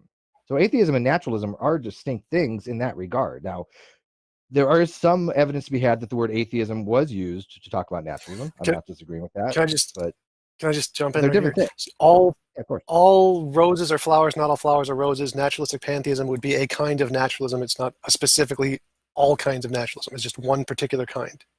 So it's compatible. It's definitely compatible. Okay, but it's not pantheism. Yes, it would be ontological and metaphysical naturalism are the same thing. So naturalistic pantheism would be a form of ontological or metaphysical naturalism. It's one particular form of. Okay. So I do agree. Methodological and ontological naturalism are exactly the same. So what's the distinction between pantheism now, naturalistic pantheism? It's one particular form of naturalism. Right, but what makes it distinct from the other ones that I'm asking? Okay, you can have naturalistic pantheism, you could have the multiverse theory, you could have the cyclic universe theory, you could have all kinds of different things. Particular ones where this theory, as opposed to this theory. No, I get that. As opposed to this theory. I'm saying, okay, let me try to explain it this way. I have something that I want to put into a category. I can either put it in ontological naturalism or I can put it into naturalistic pantheism. For example, the notion that gods don't exist. That's automatically going to go into metaphysical naturalism, right? So what's the difference between... All roses are flowers. All roses are flowers. No matter what, anytime category of rose. I get that. I get you're just making a arbitrary distinction. I get the set is just like all atheists lack a belief, but not all who lack a belief are atheists. I understand the distinction. The converse doesn't necessarily have to hold true to if you say P implies Q, it doesn't mean Q implies P, right? So if I was to say to somebody, hey, Rev, this is natural pantheism as opposed to ontological naturalism. This is a subclass of that. What makes it a subclass is what I'm asking. Yeah, when he says, You "Hey, could just be Rev," a it means the dummy. See? Yeah, You could be a naturalist. understand. You could be a naturalist and just reject naturalistic pantheism and say, I just don't believe in that kind of naturalism. I don't know what that means to reject it. That's what I'm confused on. If I'm rejecting naturalistic pantheism, what am I rejecting? You could reject any part of it you want. You could just redefine and say naturalism is limited to just these things. And that's the problem. I don't know what it is to reject. like, for example, I said objective morality could be a super law of nature. Objective morality could be a super law of nature. You can just reject that and say morality doesn't exist. So I don't accept that kind of naturalistic pantheism or that kind of naturalism. It doesn't make a difference. You could say both are the same thing if you want. It doesn't make a difference. It has zero value to the conversation at all. All right. I'm still confused, but we'll move on. It makes no difference. You can say they're the same thing. It makes no difference. It doesn't matter to any of the points in the conversation at all. Go for it. Say they're the same thing. Rev, what were you saying? I think that, it seemed like the reason why the pantheism came in there is to account for the existence of something that has the attributes of eternality, necessity, and omnipotence. Which I don't think you get to that if you just have a naturalism apart from pantheism. Would that be the case? Yeah, so I'm just calling those things natural. I'm labeling them natural, but most naturalists would not do that. They would reject all of those different things and say, these are not natural. These are supernatural properties. Yep. Maybe. Look at if like Spinoza's God, if he just wants to call everything that exists a God, it's not what we can typically consider to be a supernatural thing, right? They're not positing when Michio Kaku says mathematics and physics is God, he's not positing it in a supernatural way. He's just saying that there's an elegance there. There's a beauty that's found in the elegance of mathematics. And I'm not. Let me try to explain it this way. Let me try to explain it this way. If I said there is a God and this God is a natural thing, it's like a natural being, it's just a super powerful natural being out there, but I'm still a naturalist. As most naturalists would probably reject that. Like they say, a God can't be natural. Sure. It doesn't make any sense. So that's essentially the kind of thing I'm saying with naturalistic pantheism. There are these properties that are normally attributed to a God, and I'm calling them natural. I'm saying they could just be undiscovered natural things. Most naturalists would probably reject that. So they would probably not agree with what I'm defining as naturalistic pantheism. They're just going to say there's going to be the metaphysical naturalist kind. I'm following that, but my counter would be, let's say I have two pencils, right? And they're identical in every single way. But one of them is a God. The other one's not. What is it? There has to be some distinguishing feature that makes one, I'm going to call it God, and the other one not, other than just semantics. Right. I'm saying they're not identical. I'm granting that these properties that theists attribute to a God exist. What are the properties? These things exist. Give me a property. Like all powerful, eternal, necessary. Okay, these properties that's not natural. Yeah, right, I don't I'm saying they are natural. I'm just defining them as natural. I'm defining them as natural and saying they can be solved by undiscovered laws. All right, I get what you're saying. You're right. I don't think anybody would say that's natural. That I've experienced. Right. Yeah. Right. Okay. So I'm specifically saying there is this thing that has the properties of God that exists as a part of naturalistic pantheism. Without the consciousness. So would God, if the God is all powerful and God can change the laws of the universe and he's prescriptive, that's not supernatural to you? What do you mean? I'm not following. So again, I'm just saying, I'm taking some of the properties that theists attribute to a God and saying these can be explained by undiscovered natural properties. I'm still leaving out the conscious. There's no conscious personhood, any of that stuff. I forget the consciousness. I don't have to talk about intentionality. But if I have a being that can, whatever reason, whether it's intentional states or not, or just, pure act or whatever it is, he can change the fundamental laws of the universe such that laws of physics no longer apply or have changed or change constants. Would you call that a supernatural being in your paradigm here? No. No. Okay. I know you well enough to answer for you for that. I don't follow at all what you're saying here. There can be a universe in a computer program, and I can have the powers to manipulate all the stuff in the computer program. That doesn't make me supernatural. Well, it is beyond the natural, though. If somebody's manipulating our universe and reality, I'm okay with calling that some kind of supernatural because it is beyond the natural. It's just beyond the universe. but what do you then I think it loses all meaning to say what's natural then at that point, you know. That's right. The But anyways, definition of Rev, natural and supernatural are totally ambiguous. They're not really meaningful in philosophy. no, I grant that, and I usually let people themselves kind of tell me what they mean by those two terms, and I do agree with you on that. They are very, very vague. I think it's very difficult to say. Okay, you obviously have a natural set and you have a non-natural set, but what distinguishes what's going to go in the non-natural set? That makes it very hard to answer that question. I don't know what I would put in the non-natural set, except that there's certain things that if I was hard pressed to say prescriptively changing the law of the universe, I'm going to put in that supernatural set or non-natural set if you want to use those synonymously, personally. But I agree with you. That's exactly right. Yeah. I'm taking advantage of that and saying that we don't really have a concrete definition that separates the natural from the supernatural. So anything the theist says is this supernatural thing, well, I can just say, nope, that can be explained by some natural thing, because you don't have that concrete definition. Instead of trying to get theists to give a concrete definition, which is essentially impossible, I can just say I can just adopt those things and explain them naturally. So yeah, I'm using that ambiguity of those terms. No, I get that, but I think where you fail on that is that Rev, and I'm going to speak for Rev real quick, and he can tell me if he asserts it to be the case or not, or just go along with it because Steve said it. It's cool. But I think Rev's really making the argument that here's all these reasons why I believe there's a God. Here's all these he's making an abductive argument, right? He's saying that I believe it is the case that God is the most likely explanation because of these things. And that's not a semantic argument. That's induction. That is a probabilistic argument to the most inference that he has based upon his experience and his prior knowledge, right? So that's why we all have different conclusions, right? What I think is an abductive argument that's good, he may not, right? Example, I use the example, if I'm upstairs and, you know, my daughter, when she was young, if all of a sudden I hear crying and I smell smoke, right? A good abductive argument would be that there might be a fire downstairs, right? Because based upon prior observations, I know smoke does that. And my daughter's crying, right? So I'm thinking, you know, I need to get down there in a hurry. This is something that father would do, right? But come to find out, she just needs her diaper changed. This was years ago, by the way. She's way past those years. But she needed her diaper changed, and you know, and my wife or girlfriend at the time was burning, you know, something in the oven, right? But at the time, the abductive argument would be this is the most likely or reasonable explanation for what I am experiencing. And I think Rev's making that type of argument, right? Would it be something along the lines, Rev? Sure. Yes, and that was kind of the point of my introduction. If you have a box that weighs 2 pounds and it can be explained by a rabbit or a coffee mug, you would need some way that indicates the rabbit more than the coffee mug for it to count as evidence.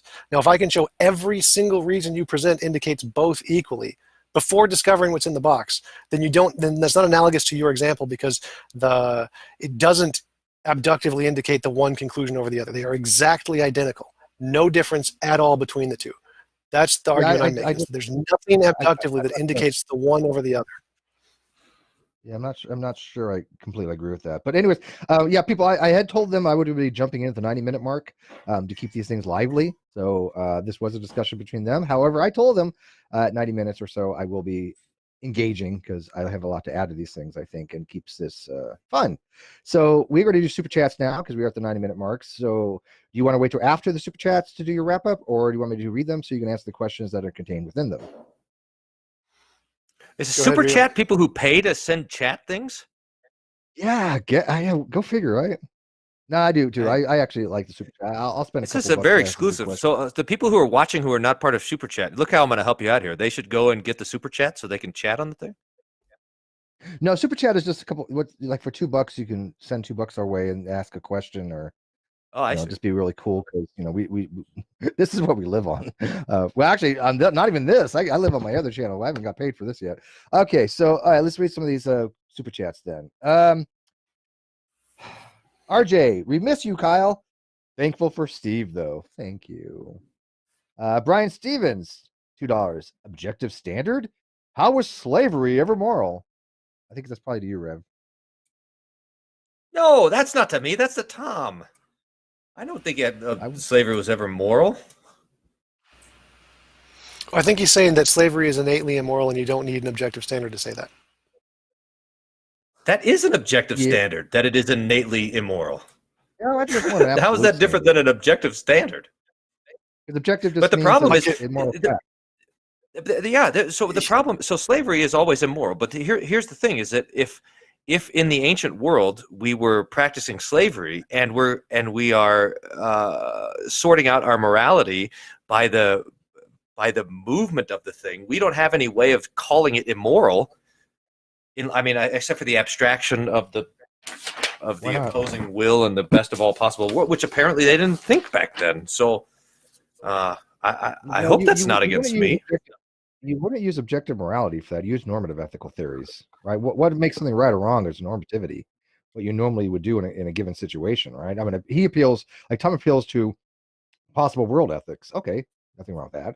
I go to virtue ethics. Nothing wrong with that. Whether something's objective or subjective does not make a difference at all. That's meta ethics as to what somebody's going to do in a given situation of what they think is right or wrong. You could be a subjective moralist and think that something is absolutely not something we should do. Nothing wrong with that. You think it violates the virtue ethics, or it violates deontology, it violates utilitarianism or contractualism or half a dozen other things. Those are all normative ethical theories, though. Right. So what he's saying is that slavery is wrong even without a God. That's what he's saying. You don't need a God to make slavery wrong. It's wrong on its own. Totally. Yeah, but what I'm saying, hold on. Let me think. Think about this. Okay, wait. So why would you need a God for that? I don't understand. I mean, slavery is reprehensible and immoral, regardless if there's a God or not. That's my position. Of course, right. But my question would be, how would you know it, and how would you be able to assert it?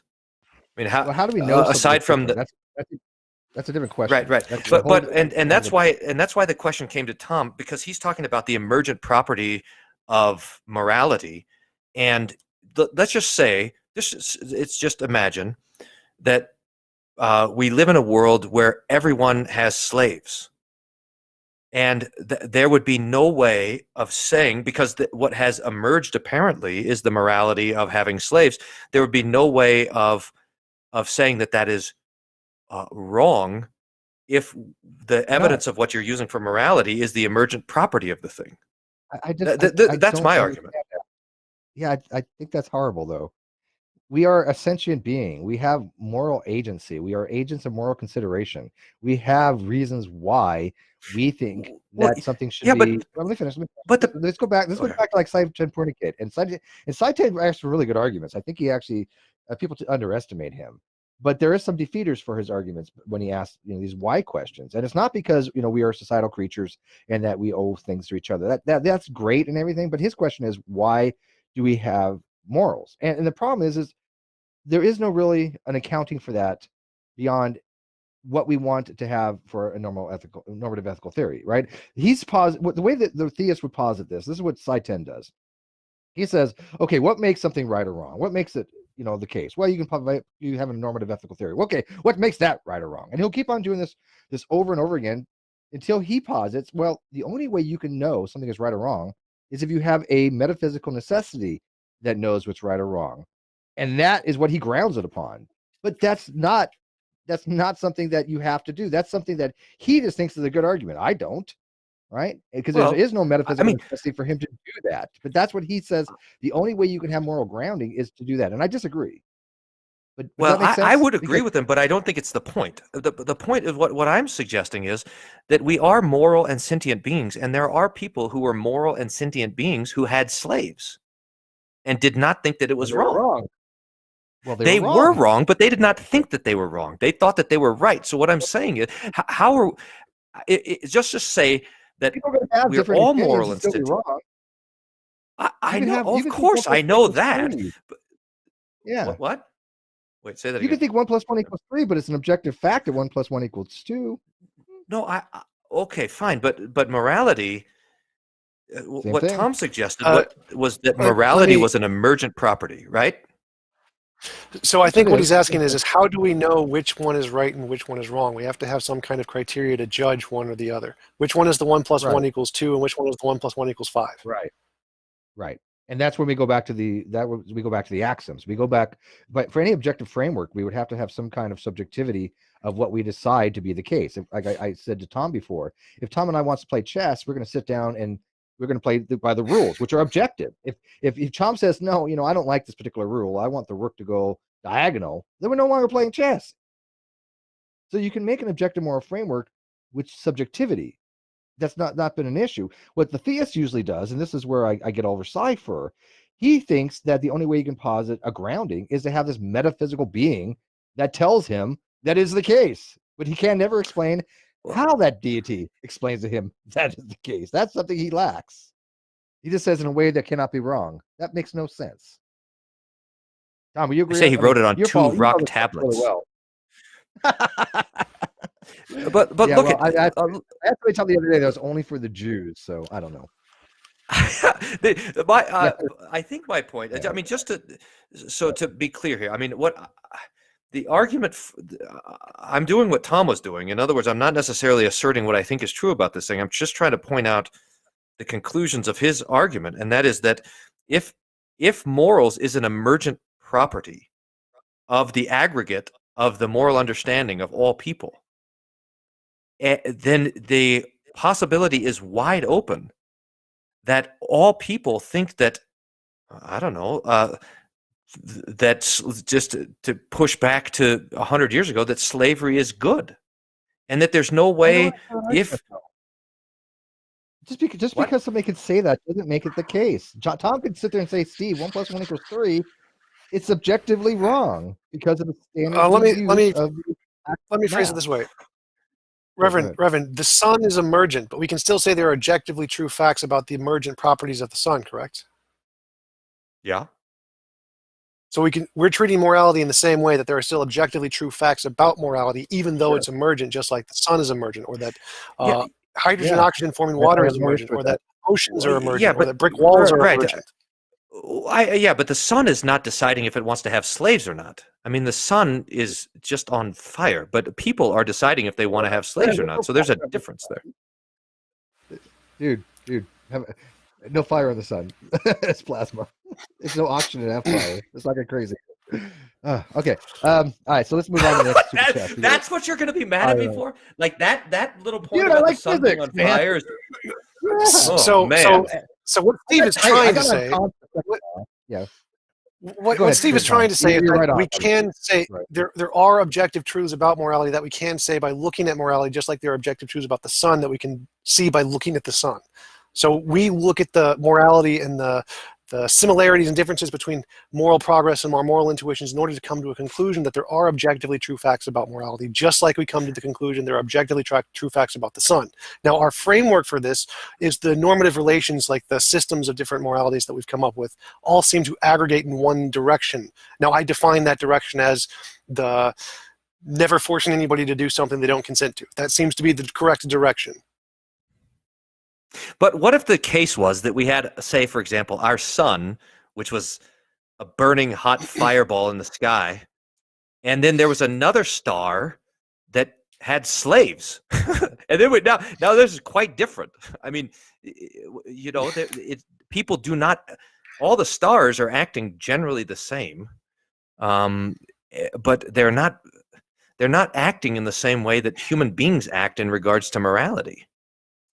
Well, there are different kinds of stars. There's lots of different kinds of stars, and we can identify them by their differences. And we can say certain stars are better at certain things than other stars. Like our star is pretty good at supporting life, whereas Cepheid variable star would not be very good for supporting life. So we can make comparisons between those properties and what the outcome of those properties is. I don't know how a sun would own slaves. So I'm having a hard time trying to make that into the analogy. Maybe the planets are upset about it. They just can't get loose. They're bound to the sun. All right. Yeah, maybe. All right, let's move on. So the ex-Hindu atheist, well-being of fellow beings can guide our morality as it promotes fairness in coming generations. Yeah, I think we can ground things on harms and benefits. I know Harris does.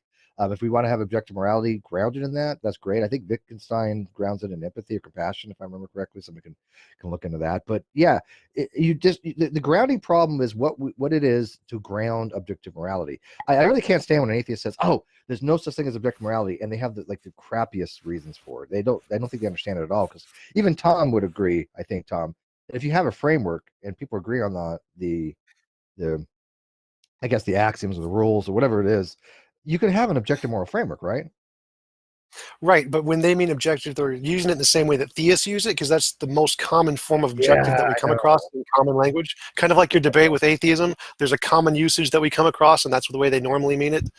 And so when they talk about objective, they mean some kind of existing thing in the universe independent of people, like an undiscovered law or some kind of grounded in some kind of a mind. So it's just that conflation of the ambiguity of the word.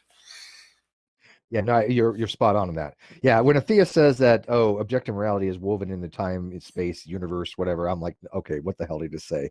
That's just nonsensical to me. Anyways, okay, so modern day debate. Thank you, buddy. Steve McLogic and Kyle Style. This is awesome. Thank you. If you guys have not checked out Modern Day Debate, go check out his channel. He's really having some awesome discussions. I know Tom has in a couple days, I think it's Wednesday, going to be having a discussion with IP, Inspiring Philosophy. I'm not going to miss that. And I will be on Modern Day Debate's channel on March 10th, and I'll be having a debate with the Duke is the man. And we're going to be talking about is agnosticism a valid position? And yes, I'm going to bring the A game like you've never seen before. Yeah, trust me. He doesn't know what he's in for. Verillion, $5. I love this mantelpiece fire with a comfy chair and glass of cognac. Great break from the dumpster fire. Ooh, that sounds really cool. Why are we all doing that? Tom, you got cognac or are you drinking? What are you drinking? I usually don't drink, but my favorite drinks would be sake. Oh, okay, not bad. Rev, what do you prefer? I used to be a beer guy, but I like wine now, so it's all red wine, because it's a health drink.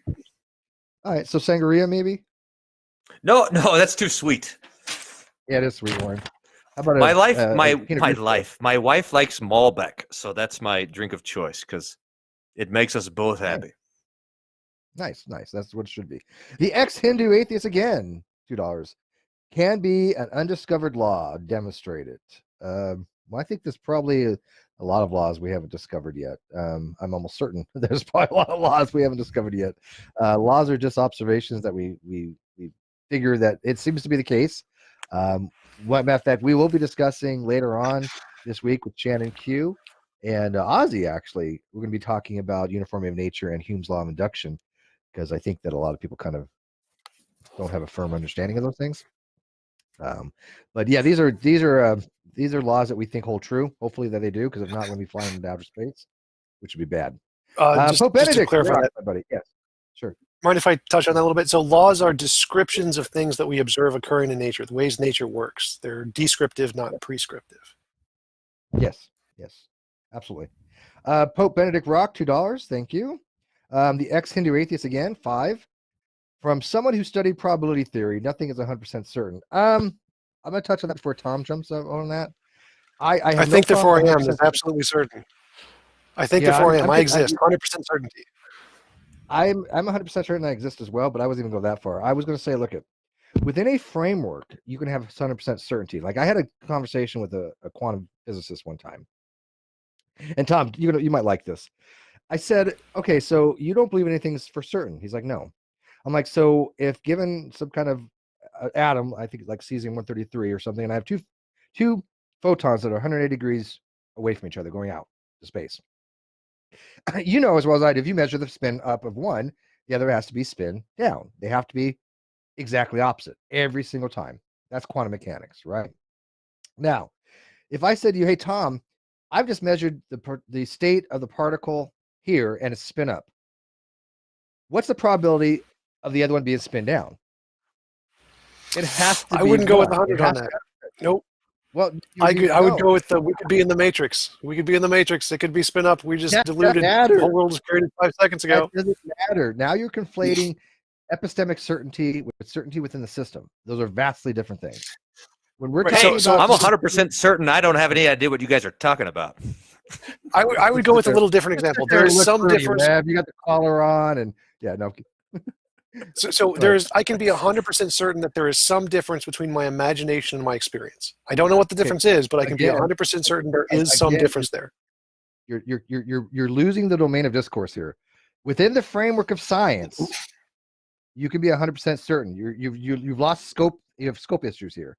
You're taking out of the scope of science and you're moving into an epistemological epistemic realm, which is not what we're talking about.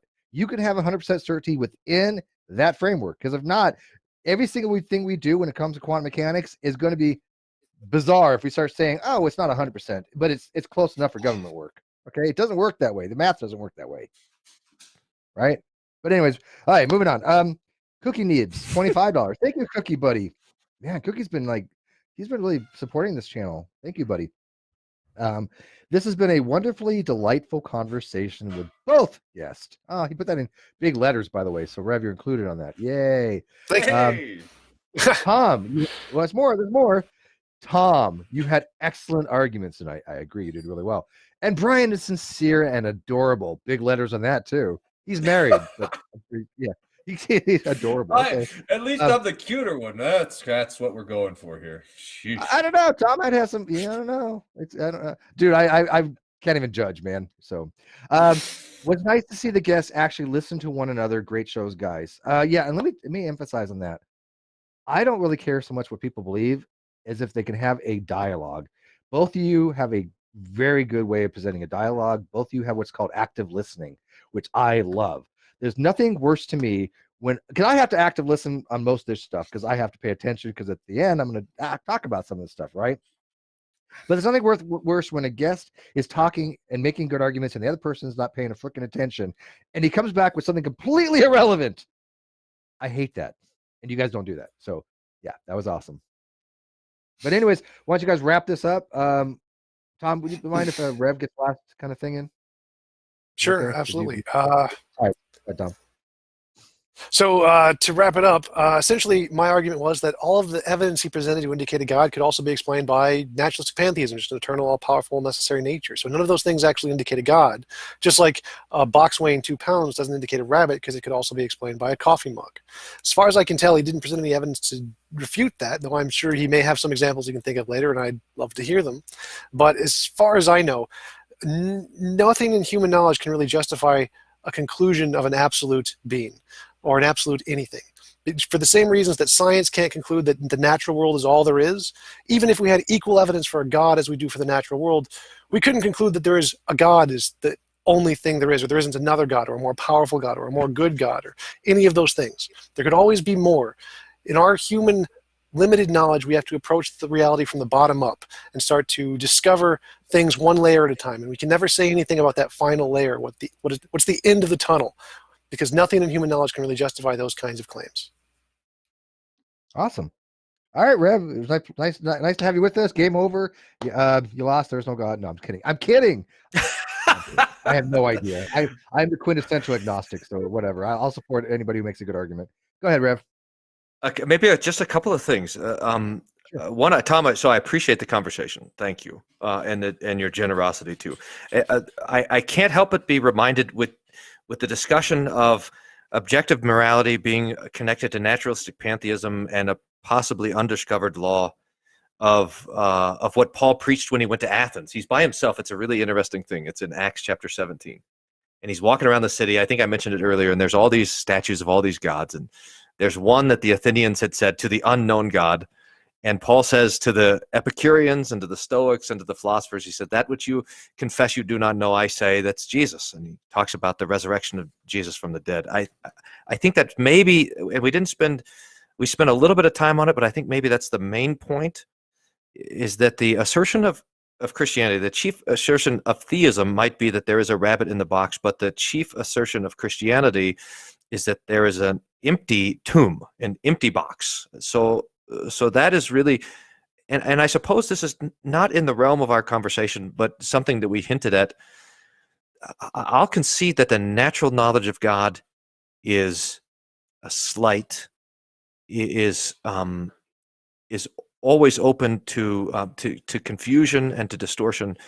It is in the revealed scriptures that Christian doctrine says that we have faith and certainty. Faith comes by hearing, and hearing by the word of God.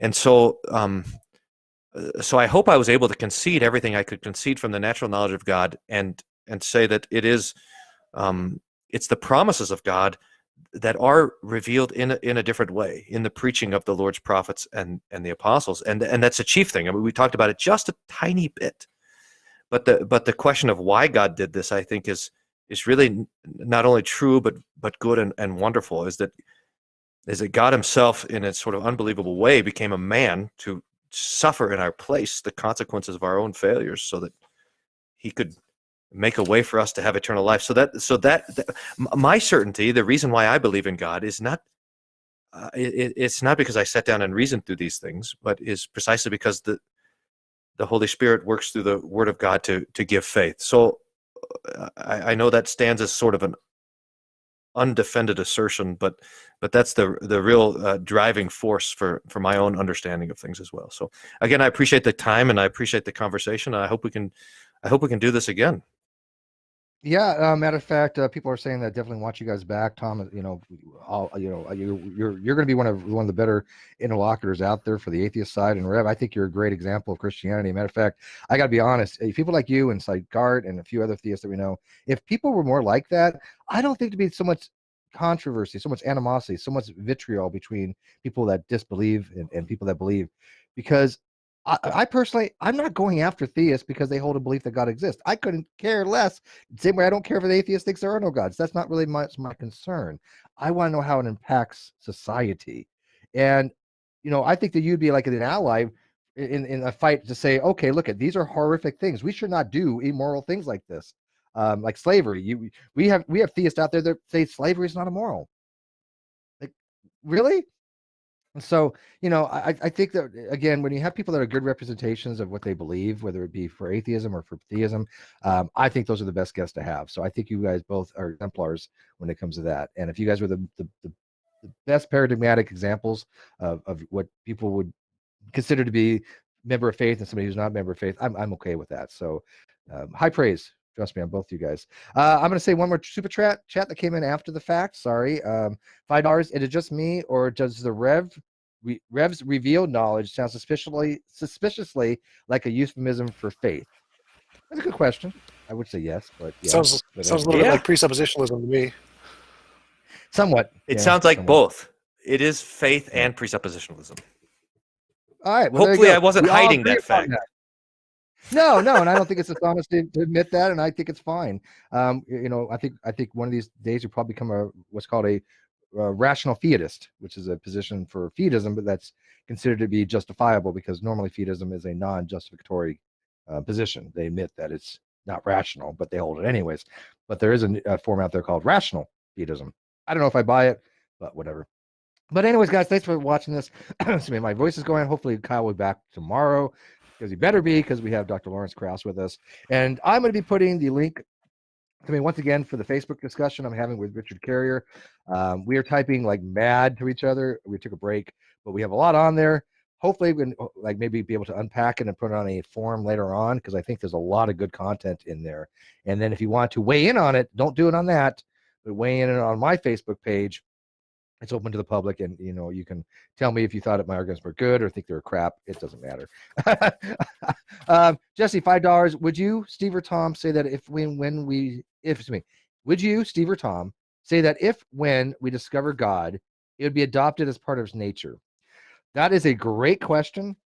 I personally lean to the answer of no, because I do think that the concept of God is so foreign from what we could be considering to be natural as shock to the mind, that I'm going to call that supernatural, even if it's in the realm of reality, because it might be in the realm of reality, but it's a supernatural part of reality. If that was the case, now Tom might consider that to be different. He might say that anything that's part of reality is considered to be natural by definition. That's why I hate those by definition things. But Tom, what do you think?